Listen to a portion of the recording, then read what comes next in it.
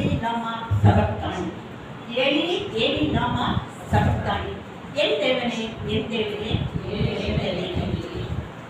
இது மேத்யூ மத்தேயு 27:46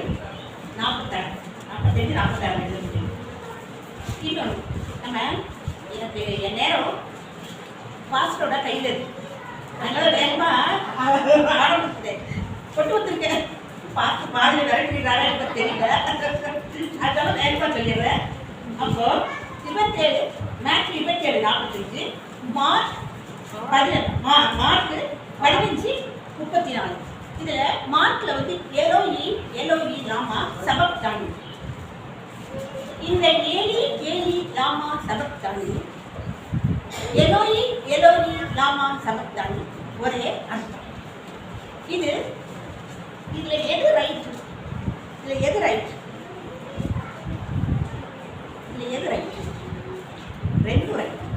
ரெண்டும் ரைட்.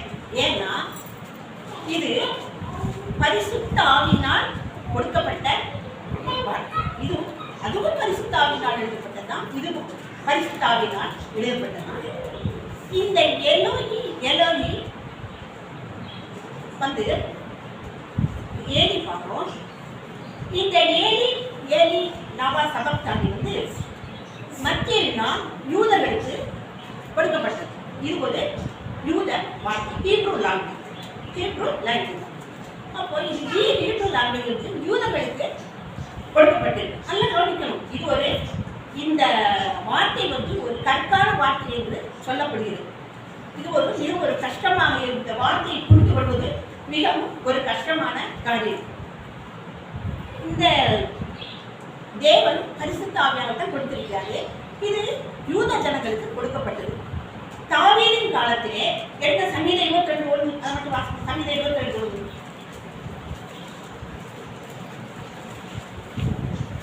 என் தேவனே ஏன் என்னை கைவிட்டீர்?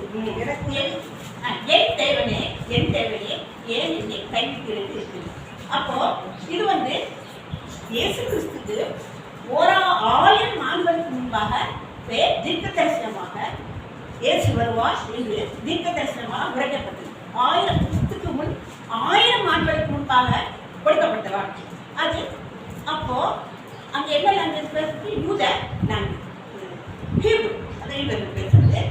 இந்த எலோயி எலோயி என்றது மார்க்கால் புறஜாதிகளுக்கும் அந்நியர்களுக்கும் இந்த அரபிக் மொழி பேசுவாங்க. அந்த இயேசு வாழ்ந்த காலத்தில் இந்த அரபிக் மொழி தான் நிறைய பேசப்பட்டது. அதனால் இந்த எலோயிங்கிற வார்த்தை தேவன் வாயிலிருந்து புறப்பட்ட வார்த்தை.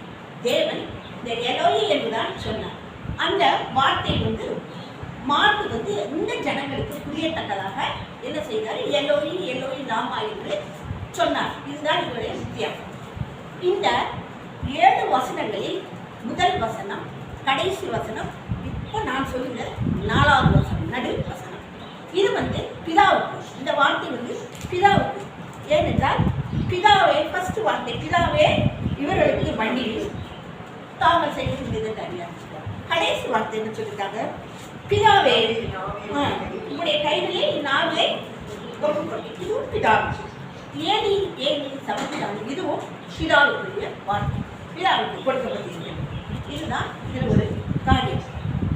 கர்த்தராகிய இயேசு கிறிஸ்து சிலுவையில் ஒழிந்த 4வது வார்த்தை ஏனி ஏனி லாமா சபக்தானி. ஏன் தேவனே என் தேவனே ஏன் என்னை கைவிட்டீர்? இந்த வார்த்தை வந்து ஒரு கண்களான வார்த்தை. சொன்னது போல் இது ஒரு கடினமான வார்த்தை. இது புரிந்து கொள்வதற்கும் மிக கடினமான வார்த்தை என்று வேத வல்லுநர்களால் கூறப்படுகிறது. அந்த சராசரங்களை படைத்த தேவன், படைத்தவர், நட்சத்திரங்களை பெயர் சொல்லி அழைத்தவர், இல்லாமையில் இருந்து என்ன செய்தாரா எல்லாவற்றையும் உருவாக்கியவர், காற்றையும் கடலையும் நிலையாக என்று அதட்டினவர், கடலின் மேல் நடந்தவர், தண்ணீரை திராட்சரசமாக மாற்றியவர். இப்பொழுது என்ன செய்கிறார்? கதறுகிறார். என்ன கதறுகிறார்? என் தேவனே ஏன் என்னை கைவிட்டீர்கள்? என் தேவனே ஏன் என்னை கைவிட்டீர்கள் கதறுகிறார். இந்த நான் வாசிக்கிறதுக்கு வீட்டில் போய் என்ன செய்யணும்? இந்த சங்கீதம் 22 எடுத்து வாசி. தேவன் இந்த சிலுவையில் அடைந்த பொழுது என்னெல்லாம் செய்ய வேண்டும் என்று அதை பார்த்தீங்கன்னா சிலுவையை தொங்கும் பொழுது என்னவெல்லாம் நடக்கும் என்று எழுதி வைத்துள்ளார். எப்படி புலம்புவார், எப்படி மற்றவர்களால் அவர் பரியாசம் செய்யப்படுவார், அப்படியெல்லாம் எழுதியிருக்கு. தேவன் மேல் நம்பிக்கை இருந்தானே இப்பொழுது இவனை விடுவிக்கட்டும். சிலுவையில் அறைந்த பிறகு இவன் தேவன் மேலே நம்பிக்கையாக இருந்தானே இவன் தேவன் விடுவிக்கட்டும் என்று மற்றவர்களை ரட்சித்தவர் இவனை தன்னைத்தானே ரட்சித்துக் கொள்ள திராணியில்லையே அப்படி என்று அவர்கள் என்ன செய்தார்கள் என்றால் கேட்டு பேசுகிறார்கள். அவருடைய உடையை பங்கு கொள்வார்கள். எப்படி தொங்குவார், அத்தனையும் 1000 ஆண்டுகளுக்கு முன்னாக இந்த சங்கீதக்காரன் தன்னுடைய புத்தகத்திலேயே எழுதி வைத்திருக்கிறார். இயேசு கிறிஸ்து அமிதமாக சிலுவை தொங்கினார். அதே வார்த்தை அந்த சங்கீதக்காரன் தாவீது என்ன வார்த்தை எழுதி வைத்திருக்கானோ அதே வார்த்தையை அவர் சொன்னார். ஏன் என்னை கைவிட்டீர்கள்? எதற்கு அப்படி சொன்னார் தெரியுமா? அவர் சிலுவை வந்து அவர் அடைத்த மதப்பற்று உள்ள யூதர்கள் இவரை யார் என்று அறிந்து கொள்வதற்காக ஆதியில் தீர்க்கதரிசிக்குரிய மேசியா இவர்தான் என்பதற்காக ஆதியில தீர்க்கதரிசிக்கக்கூடிய மேசியா இந்த இயேசு கிறிஸ்து இவர்தான், மீட்பர் இவர்தான், இரட்சகர் இவர்தான் என்பதை அவர்கள் அறிந்து கொள்வதற்காக எனது அடையாளமாக வேத வசனத்தை என்ன செய்ய நிரூபிப்பதற்காகவே தேவன் இப்படி என் தேவனே ஏன் என்னை கைவிட்டீர் என்று கூறுகிறார். இயேசு என்று கதிரை வேதவசனம் நிறைவேறுவதற்கு ஆண்டவர் அன்று சொன்னார். என்ன சொன்னார் தெரியுமா? எடுத்து மத்தேயு 35:24-35 வாசிங்க. சரி, நானே சொல்கிறேன். வானமும் பூமியும் ஒளிந்து போகாது. வானமும் பூமியும் அப்போ இந்த தீர்க்க தரிசனம் உரைக்கப்பட்ட தீர்க்க தரிசனம் ஒளிந்து போவதில்லை, தேவனுடைய வார்த்தையோ ஒளிந்து போவதில்லை என்று தேவன் சொல்கிறார். திட்டமும் தெளிவுமாக அறிவிப்பதற்காக அந்த தெளிவான ஒரு வார்த்தைகளை தேவன் கூறினார் என்று பார்க்கிறோம். உலகத்தில் மனுஷனுடைய வார்த்தை ஒளிந்து போகலாம், ஆனால் தேவனுடைய வார்த்தை ஒரு காலம் அழிந்து போகாது. இந்த பக்கம் இயேசு ஏன் அவ்விதமாய் புலம்பினார்? 6ஆம் மணி முதல் 9ஆம் மணி வரைக்கும் பூமியில் என்ன செய்தா ஒரு அந்தகாரம் உண்டாய். 6ஆம் மணி முதல் 9ஆம் மணி வரைக்கும் ஒரு காரில் உண்டாயிற்று. வேதத்தை நன்றாய் வாசித்தால் என்ன செய்யணும்னா காரிலும் தேவனுடைய பிரசனத்தை சுட்டி காட்டுவதாக இருக்கிறது. இந்த காரிலும் தேவன் வேதத்தில் நாம் வாசிக்கும் பொழுதுதான் தேவன் காரில் வாசம் பண்ணினார் என்று பார்க்கிறோம். தேவன் காரில் வாசம் பண்ணினார் என்று பார்க்கிறோம். இங்கு 19 வாசித்தோம்னா சினாய் மலையை மோசே குறிப்பாக லட்சக்கணக்கான இஸ்ரவேலர்கள் முன்பதாக தேவன் மலை மேல் இறங்கினார். தேவன் மலையின் மேல் இறங்கினார். 10 கட்டளையை கொடுப்பதற்காக அவர் அப்பொழுது அந்த மலையில் காரில் சூழ்ந்தது என்று நாம் வேதத்திலே வாசிப்பேன். யாத்திரை 19:19 நீங்கள் வாசிப்பேன். காரில் தேவன் எங்கெல்லாம் காரில் வந்திருக்கோ அங்கெல்லாம் தேவனுடைய பிரசனம் இருந்ததாக நாம் வேதத்தில் பார்க்கிறோம். இப்போ இரண்டாவது உபாகமம் 5:20 கூறுகிறது, ஒரு பக்கம் அக்கினி பற்றி எரிகிறது, ஒரு பக்கம் அக்கினி பற்றி எரிகிறது, அந்த பக்கம் அக்கினி ஜுவாலையிலும் நீங்காத ஒரு காரில் விழுந்ததாக நாம் வாசிக்கிறோம். அங்க ஒரு பக்கம் அக்கினி பற்றி எரிகிறது, அந்த அக்கினி ஜுவாலையில் நீங்காத ஒரு காரில் சூழ்ந்து கொண்டிருக்கிறது. அது 5:22 காண்கிறோம். ராஜாக்கள் 1 ராஜாக்கள் 8:12 வாசித்தோம்னா சாலமோன் கர்த்தருக்கு ஒரு ஆலயத்தை கட்டுகிறான்.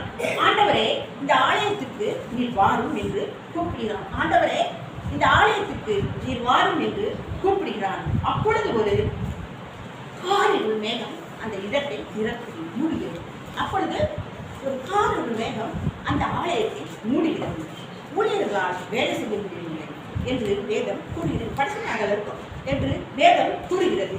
சாலமோனும் தேவன் நான் காரிருளில் வாசம் பண்ணுவேன் என்று என்னிடம் சொன்னார் என்று தேவன் சொல்றார். சாலமோன்கிட்ட நான் காரிருளில் வாசம் பண்ணுவேன் என்றார். இப்படி முக்கியமான காரியங்களிலும் சூழ்நிலைகளிலும் முக்கியமான நேரங்களிலும் தேவன் இறங்கிய நேரமெல்லாம் காரிருளாகவே கார்மேகம் போன்று என்று தேவனின் பிரசன்னம் சுட்டிக்காட்டுகிறது.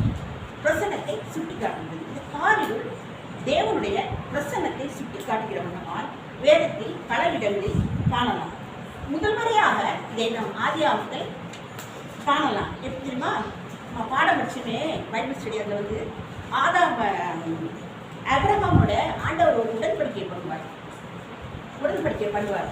அந்த உடன்படிக்கையில் அவர் அந்த என்ன செய்வார்? உடன்படிக்கை பண்ணும் பொழுது ஒரு காரியம் வந்து மூடும். அவர் அந்த உடன்படிக்கை அந்த வழி செலுத்தின மிருகங்களுக்கு இடையே நடந்து போவார் என்று நம்ம பார்ப்போம். அப்போ இந்த தேவன் முதலாக தேவன் ஆபிரகாமுக்கு தரிசனமாகும்போது காரியம் அங்கே காணப்படுகிறது. அது 15ஆவது ஆதியாகமம் 15:12 to 17 வரை படித்தால் தெரியும். வந்து பாலஸ்தீன் அப்போ அங்கே உடன்படிக்கை செய்கிறார். ஆபிரகாம் வந்து என்ன சொல்கிறார்? இந்த பாலஸ்தீனா தேசம் முழுவதையும் நீங்கள் பார்க்கலையே, இந்த தேசம் முழுவதும் உனக்கு நான் கொடுப்பேன் என்று அவர் என்ன செய்கிறார்? உடன்படிக்கை செய்கிறார். இப்போ இதை யாக்கோபு ஆதியாகமம் 28:11 முதல் 19 வரை வாசித்தால் யாக்கோபிற்கும் தேவன் காரில் பிரசன்னமானார் என்று. அவன் படுத்திருக்கும் பொழுது ஒரு காரில் வந்து இதற்கு போகும்போது படுத்திருக்கும் பொழுது ஒரு காரில் வந்து சூழ். அப்போ தேவன் அப்பொழுது அந்த பிரசன்னமாய் யாக்கோபுக்கு, நான் உன் தகப்பனுக்கும் ஆபிரகாமுக்கும் கொடுப்பேன் என்று தேசத்தை உனக்கும் கொடுப்பேன் என்று நான் உடன்படிக்கை செய்கிறேன் என்று காத்து சொல்வார். வேதம் இப்போ எடுத்து வாசிங்க. யோவான் 8:29. யோவான் 8:29. இந்த வேதம் சொல்கிறது. யோவான் 8:29. என்னை அனுப்பினவர் என்னுடனே கூட இருக்கிறார். பிதாவுக்கு பிரியமானவைகளை நான் எப்பொழுதும் செய்கிறபடியால் அவர் என்னை தனியே இருக்க விடவில்லை. அவரை தனியே இருக்க விடவில்லை. இந்த சூழ்நிலையில் தேவன் காரில் இயேசு கிறிஸ்துவுக்கு கூட இருக்கிறார். இதை பார்க்கிறோம். இயேசு தேவனுக்கு பிரியமான குமாரனாக இருந்தபடியால் அவரை தனியே இருக்க விடவில்லை. இயேசு ஏனென்றால் பிதாவுக்கு தேவனுக்கு சுத்தமான காரியங்களை அவர் செய்து கொண்டிருந்தார். தேவன் இயேசு கிறிஸ்துவோடு இருந்தார். அவரை பொறுத்தேறவும், ஏனென்றால் அவர் சதா காலங்களிலும் தேவன் அவரோடு கூட இருந்தார். நாம் வாசிக்கிறோம். அந்த சிலுவையில் தொங்கிய பொழுது மிகவும் சமீபமாக இருந்தார். எப்பொழுதும் கூடவே இருந்தார். ஆகவேதான் சிலுவையை சுற்றியும் 3 மணி நேரம் என்னது ஒரு காரில் அந்தகாரம் வந்து மூடியிருந்தது. காரில் வாசம் பண்ணுவது தேவன் அங்கே இறங்கி இருந்தார்.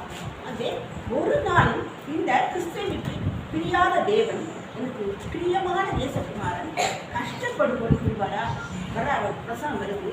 அந்த ஸ்தேவான் அடித்து கொல்லப்படும் பொழுது ஸ்தேவானை எப்படி கொள்றாங்க? கல்லறிந்து கொள்ளும் பொழுது அமர்ந்திருந்த கிறிஸ்து என்ன செய்றாரு? எழுந்து நின்று தன்னுடைய பிள்ளை தனக்காகப்படும் பாடுகளை பார்க்கும் பொழுது என்ன செய்வார்? எழுந்து நின்று பார்க்கிறவராய் நாம் வேதத்தில் வாசிக்கிறோம். நிற்கிறார். ஸ்தேவானை கல்லறிந்து நம்ம எடுத்து அந்த பிள்ளையை அடிக்கும் போது நம்முடைய இருதயம் வந்து எதெல்லாம் பண்ணும்? அப்போ நம்முடைய ஆக்ஷனெல்லாம் எப்படி இருக்கும்? அது மாதிரி தேவன் வந்து ஸ்தேவானை ஆண்டவருடைய ஸ்தேவானை கல்லறியும் பொழுது இவர் என்ன செய்கிறார்? எழுந்து நின்று பார்க்கிறவராய் இருக்கிறார். அது மாதிரி இந்த இயேசு கிறிஸ்துவும் அங்கு தனிமையில் ஒரு நாளும் அவர் இயேசு கிறிஸ்துவை இருக்கவில்லை. ஆகவேதான் சிலுவையை சுற்றி 3 மணி நேரம் அந்தகாரம் காரில் மூடி இருக்கிறது. காரில் வாசம் கொள்ளும் தேவன் அங்கே இறங்கி இருந்தார். அவர் என்னை தனியே இருக்க விட மாட்டார். எந்த சூழ்நிலை என்னை தனியே இருக்க விட மாட்டார். என்னை சூழ்ந்துள்ளார் என்று கிறிஸ்து கூறுகிறார்.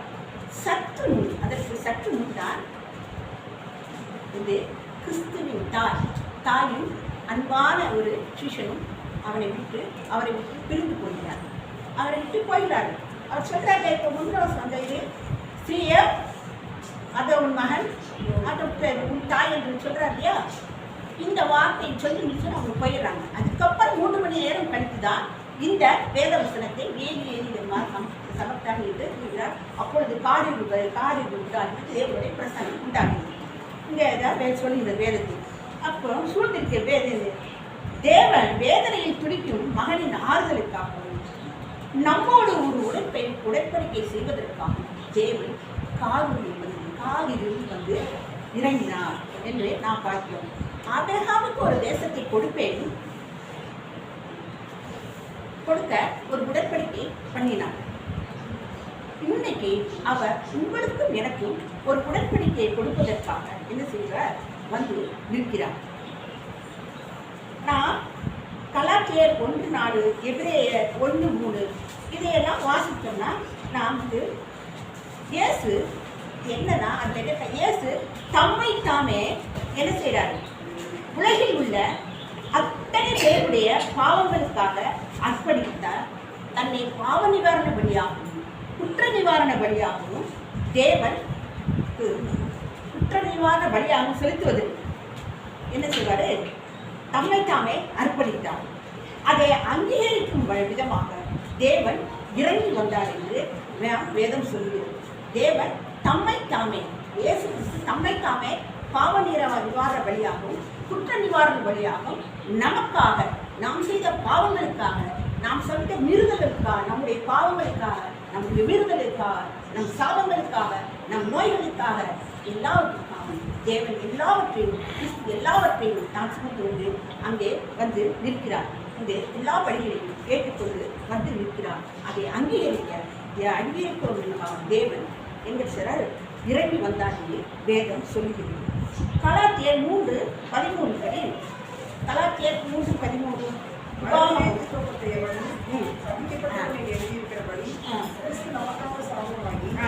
மரத்தில் அடுத்து உபாகம் 2:21 உபாகம் 2:21 அதான் மரத்தில் 2:21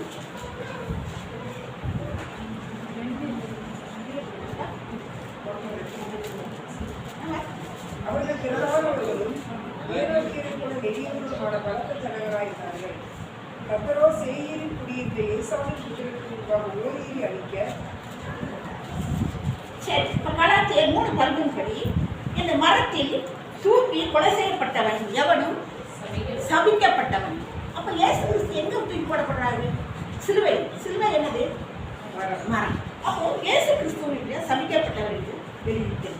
எவனும் சபிக்கப்பட்டவனுக்கு வெளியிருக்கிறது போது ஒவ்வொரு மனிதனுடைய சாபம் இயேசுவின் மேல் வந்து இறங்கி அவர் சாபமாக்கப்பட்டார். யோவான் 8:29 சரியில்லை. 2 கொரிந்தியர் 5:21 2 கொரிந்தியர் 5:21 நாம்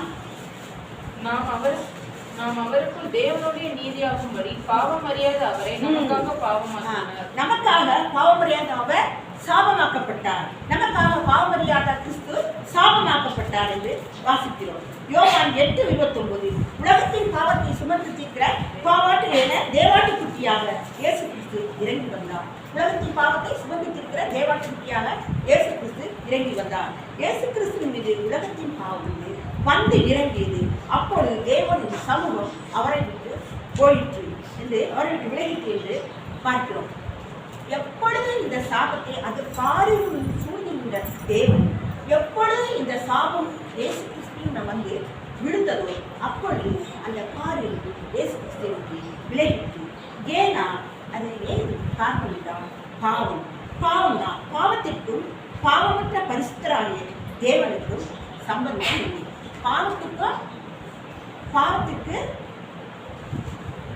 பாவத்திற்கு உள்ளானவங்க இயேசு கிறிஸ்துவுக்கு சம்பந்தம் இல்லை. பாவமற்றவர், அவர் பாவமற்றவர், அவர் பாவத்தை விரும்பாதவர், அவர் பரிசுத்தர். அதனால் பாவத்திற்கும் பரிசுத்தருக்கும் சம்பந்தம் இல்லை என்று வேதம் சொல்கிறது. எபிரேயர் 12:14 பரிசுத்தம் இல்லாமல் தேவனை யாரும் தரிசிக்க முடியாது. பரிசுத்தம் இல்லாமல் தேவனை யாரும் தரிசிக்க முடியாது. அப்போ கிறிஸ்து பாவத்தை சுமந்ததனால் என்ன செய்ய, பாவத்தை எல்லாம் ஏற்றுக்கொண்டதினால் அவர் அங்கு பாவியாக்கப்படுகிறார். அதனால பரிசுத்தம் இல்லாமல் இருக்கும் பொழுது தேவனை அவரால் பார்க்க முடியும் என்று வேதம் சொல்லுங்கள். அதனால்தான் அவர் அவரை விட்டு விலகி போகிறார். இயேசு பாவம் நிறைந்தவர மனிதனாக மாறினார். தேவனுடைய பிரசன்னம் காரில் சூழ்ந்திருக்கிறது. பிரசன்னம் அவரை விட்டு விலகி சென்றது. தேவன் மனிதனோடு ஒரு உடன்படிக்கை பண்ணினார். தேவன் யாரோடு உடன்படிக்கை பண்ணுகிறார்? மனிதனோடு ஒரு உடன்படிக்கை பண்ணுகிறார். அது என்ன உடன்படிக்கை என்று பாருங்கள். என் மகனின் தியாக பலியை பார்த்து எந்த மனிதனுடைய என் மகனின் தியாக பலியை பார்த்து அவர் மக்களுக்காக பாவத்தை ஏற்றுக்கொண்டு தான் பலியானார். இந்த தேவன் சொல்கிறார், இந்த என் மகனின் இந்த தியாக பலியை பார்த்து எந்த மனிதனுடைய பாவத்தையும் நான் மன்னிக்க தயார் என்று சொல்கிறார். ஆயத்தமாக இருக்கிறேன். ஏனென்றால் தன்னுடைய மகன் இந்த உலகத்தின் பாவங்களை சுமந்து படுகிற வேதனையை பார்த்து இயேசு தேவன் நமக்கு பிதா நமக்கோடு உடன்படிக்கையில் என்ன பண்ணுகிறார்? என் மகனின் தியாக பலியை பார்த்து எந்த மனிதனுடைய பாவத்தையும் அதை நான் பார்த்து எந்த மனிதனுடைய பாவத்தையும் நான் மன்னிக்க தயாராக இருக்கிறேன் என்று கூறுகிறார். எவன் ஒருவன் இயேசு எனக்காய் மரித்தார் என்று நம்புகிறானோ அவனுடைய பாவங்களை நான் மன்னிக்க ஆயத்தமாயிருக்கிறேன் என்று உடன்படிக்கை பண்ணினார். எந்த மனிதன் எவன் ஒருவன் இயேசு எனக்காய் மரித்தார் என்று விசுவாசிக்கிறான், நம்பணும். இயேசு எனக்காய் மரித்தார், என் பாவங்களுக்காய் மரித்தார். அவர் அண்டையில் நாம் பகும் பொழுது நம்மளுக்கு நாம் பாவம் எடுக்கும் பொழுது நம்ம பாவம் மன்னிக்கப்படுகிறது. மன்னிக்கப்பட்டு நம்ம என்ன செய்யப்படுகிறது? நாம் தேவனிடம் சேர்வதற்கு ஏற்பாக இருக்கிறோம். நமக்காக பரிந்து பேசுகிற தேவாட்டுக்குட்டி யாரு? இயேசு கிறிஸ்து. நல்ல ஒரு ஆசாரியனாய் இருக்கிற ஒரு ஆசாரியர். எபிரேயர் 8:12 கூறுகிறது, அவருடைய பாவங்கள் மன்னித்து அவருடைய பாவங்களை மன்னித்து மறக்கவே முடிந்தார். என்ன சொல்கிறார்? இப்படி கூறுகிறது, நான் அவர்கள் அநியாயங்களை கிருபையாய் மன்னித்து அவர்கள் பாவங்களையும் அக்கிரமங்களையும் இனி நினையாமல் இருப்பேன் என்று சொல்கிறார். அவங்க எவன் இயேசு கிறிஸ்துவை விசுவாசிக்கிறானோ அவனை தேவன் மன்னிக்கிறார் என்று வேதம் சொல்கிறது. தன் மகனை பார்த்தார், மறுபடியும் பரலோகத்திற்கு எழுந்து புறப்பட்டு சென்று காரில் புறப்பட்டார். காரில் விலகி உடன்படிக்கை பண்ணிட்டு அவர் என்ன செய்றாரு? புறப்பட்டு போகிறார். ஏன் போறாருன்னா, காரில் அவர் பாவம் நிறைந்தவராக இருக்கிறார். அங்கிருந்து காரில் நீக்கப்பட்டது. தன்னை விட்டு விலகும் போது தனக்கு ஆறுதல் தந்த பிதாவாகிய தேவனை இயேசு பார்க்கிறார். தனக்கு ஆறுதல் தந்த தேவன் விலகி போகும்பொழுது கிறிஸ்து என்ன செய்கிறாரு? பிதாவை முற்று பார்க்கிறார். முற்று பார்த்து நோக்கினார். அப்பொழுது நான் சொல்கிறார், என் தேவனே ஏன் என்னை கைப்பற்றி இருந்த ஒரே ஆறுதல் எல்லாம் போயிட்டாங்க. தாய் ஸ்ரீசன் எல்லோரும் போயிட்டாங்க. என்னுடைய 3 மணி நேரத்திலும் என்னோடு இருந்த நீர் இப்பொழுது நீருக்கு என் கூடவே இருந்த நீரும் என்னை போய்விட்டு என் தேவனே ஏன் கைவிட்டு புலம்புகிறார். இயேசு ஏன் அவ்வாறு புலம்பினார்? இயேசு ஏன் அவ்வாறு புலம்புகிறார்? வாசிப்பு பாப்பை ஏசாயா 53:4. மெய்யாகவே அவர் நம்முடைய பாடுகளை ஏற்றுக்கொண்டு நம்முடைய சுகங்களை சுமந்தார். நாமோ அவர் தேவனால் அடிபட்டு வாதிக்கப்பட்டு கிருபைப்பட்டவர் என்று எண்ணினோம். நாம் அவரை என்னப்பட்டவர் என்றோ தேவனால் வாதிக்கப்பட்டு இல்லை தேவனால் தேவனால் அடிபட்டு பாதிக்கப்பட்டு சிறுமைப்பட்டார் என்று நினைக்கிறார். இப்படி அல்ல, அவர் இந்த உலகத்தில் இருந்த காலங்களில் எல்லாம் துக்கத்தோடு இருந்தார். இயேசு கிறிஸ்து இந்த உலகத்தில் இருந்த காலங்களில் எல்லாம் துக்கத்தோடு இருந்தார். எப்படிப்பட்ட துக்கம்? துக்கத்தோடு இருந்தார். எப்படி? நோயாளிகளை பார்த்து துக்கப்பட்டார், பிசாசுகளை பார்த்து வருந்தினார், வேசித்தனத்தை கண்டு அவர் வேசிகளை கண்டு இறங்கினார். இப்படி நாம் பார்க்கிறோம். அவர் இந்த உலகத்தில் வாழ்ந்த நாளெல்லாம் மிகவும் துக்கம் கொண்டவராக, துயரமுடையவராக தன்னுடைய வாழ்க்கையை தன்னுடைய ஜனங்களை கண்டு, ஐயோ என் ஜனங்கள் இப்படி இருக்கிறார்களே என்று கண்டு அவர் என்ன செய்கிறார்? துயரமான ஒரு வாழ்க்கை வாழ்கிறவராக இருந்தார். இது இந்த உலகத்தில் வாழ்ந்த அந்த 33.5 ஆண்டு காலமும் அவர் துக்கத்தோடு இருந்தார். இது துக்கத்தோடு இருந்து சந்தோஷத்தோடு நம்ம பாவங்களுக்காக அவர் மரித்ததாக நாம் காண்கிறோம். இயேசு கிறிஸ்து தான் நமக்கு ஒரு பர்ஃபெக்டான ஒரு சப்ஸ்டிட்யூட். இது பர்ஃபெக்டான ஒரு சப்ஸ்டிட்யூட். நம்ம பாவங்களை மதிப்பிடுவோம். ஏனென்றால் அதுதான் ஒரு தியாக பலியாக கொடுத்தார். சரியான ஒரு பதிலாளி. அதையே நமக்கு ஒரு சரியான பதிலாளி இயேசு கிறிஸ்து தான். ஏனென்றால் பரிசுத்தமான அவர் நமக்காக ஆவியாகி சாபங்களை சொல்லி அங்கே கல்வாரி சொல்லி தோன்றினார். இந்த பாவங்களை சுமந்தார் என்று நாம் பார்க்கிறோம். நாம் நம் பாவங்களை என்ன செய்யணும்? அறிக்கை சிலுவையில் அறைந்த இயேசுவிடம் அறிக்கையிட்டால் நாம் பாவங்களை கல்வாரி நமக்காக கல்வாரி சிலுவையில் அறைந்த இயேசு கிறிஸ்துவிடம் அறிக்கையிட்டு விட்டுக் கொடுத்துள்ளோம். அங்கு நமக்கு தேவன் மன்னித்து அவருடைய ராஜ்யத்தை கொடுக்கக்கூடியவராக இருக்கிறார். தேவன் எத்தனை பாடுகள் எதற்காக என்றால் நம்முடைய பாவங்கள் சுமந்து தீர்த்ததற்கு தேவன் என்ன செய்கிறார்? தனக்கு ஆறுதலாக ஒருத்தர் கூட இல்லை என்று சொல்கிறார். என் தேவனே என் தேவனே ஏன் என்னை கைவிடுகிறீர்கள்? தேவன் தான் ஆசீர்வதிக்கிறார்.